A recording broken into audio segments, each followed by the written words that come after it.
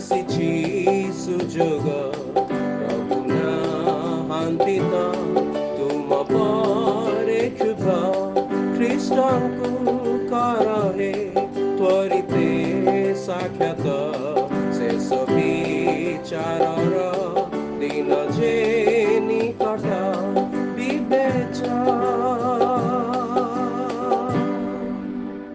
প্রিয় শ্ରୋତା ବନ୍ଧୁ ପ୍ରଭୁ ଶ୍ରୀଖ୍ରୀଷ୍ଟଙ୍କ ମହତ୍ ନାମରେ ଆପଣଙ୍କୁ ଶୁଭେଚ୍ଛା। ପବିତ୍ର ବାଇବଲର ଯୋହନ ଲିଖିତ ସୁସମାଚାର 13 ଅଧ୍ୟାୟର 3 ପଦରେ ଆମେ ପାଠ କରୁ, ସେତେବେଳେ ପିତା ଯେ ତାହାଙ୍କ ହସ୍ତରେ ସମସ୍ତ ବିଷୟ ସମର୍ପଣ କରିଅଛନ୍ତି ଓ ସେ ଯେ ଈଶ୍ୱରଙ୍କ ନିକଟରୁ ଆସିଅଛନ୍ତି ପୁଣି ଈଶ୍ୱରଙ୍କ ନିକଟକୁ ଯାଉଅଛନ୍ତି। ଏଇଠାରେ ଆମେ ପାଠ କରୁ ଯେ ପିତା ତାହାଙ୍କ ହସ୍ତରେ ସମସ୍ତ ବିଷୟ ସମର୍ପଣ କରିଅଛନ୍ତି।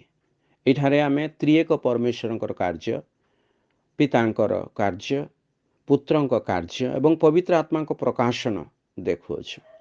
ଏଠାରେ ପିତା ତାହାଙ୍କ ହସ୍ତରେ ସମସ୍ତ ବିଷୟ ଅର୍ଥାତ୍ ପରିତ୍ରାଣର କାର୍ଯ୍ୟ ସମ୍ପାଦନା ପୁତ୍ରଙ୍କର ଅର୍ଥାତ୍ ପ୍ରଭୁ ଶ୍ରୀଖ୍ରୀଷ୍ଟଙ୍କ ହସ୍ତରେ ସମର୍ପଣ କଲେ।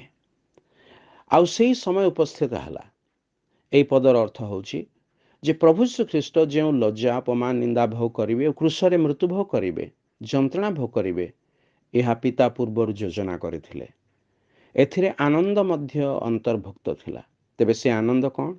ଯେ କେହି ପ୍ରଭୁ ଶ୍ରୀଖ୍ରୀଷ୍ଟଙ୍କଠାରେ ବିଶ୍ୱାସ କରି ତାହାଙ୍କୁ ନିଜର ପରିତ୍ରାଣକର୍ତ୍ତା ଓ ପ୍ରଭୁ ରୂପେ ଗ୍ରହଣ କରିବେ, ସେ ପରିତ୍ରାଣ ପ୍ରାପ୍ତ ହେବେ।